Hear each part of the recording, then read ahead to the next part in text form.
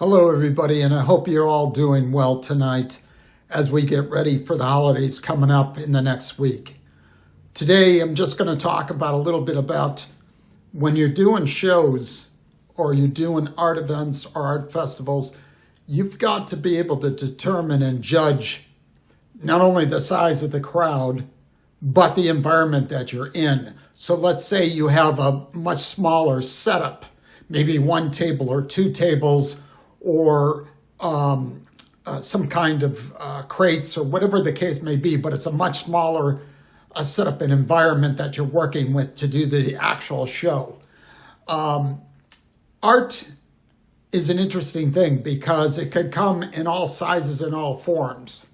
And as an example, for a smaller show in a smaller venue, these are some of my smaller paintings. They're 8x10s and they're custom framed. So they're a perfect fit for a much smaller show.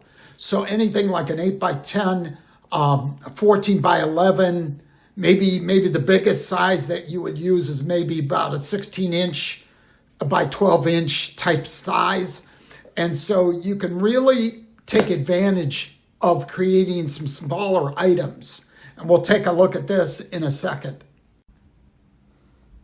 So you can take a look at just as my larger paintings, just as the details, the intensity, the level of complexity, and the amount of paint and the amount of layers and everything else, you could still bring that kind of energy to a smaller print or a smaller painting. And so this is just one of them. And give me an example of the 10x8s. You could do some pretty incredible stuff. And your designs, even on a small scale, you can make your art pretty impressive and pretty fantastic for a smaller show. And as you can see here in my studio, you can see my steel frames. These are perfect for the small paintings. These are all acrylic on canvas. These all have the same type of different techniques as far as complexity, but they're all beautiful paintings that fit perfect for a small show.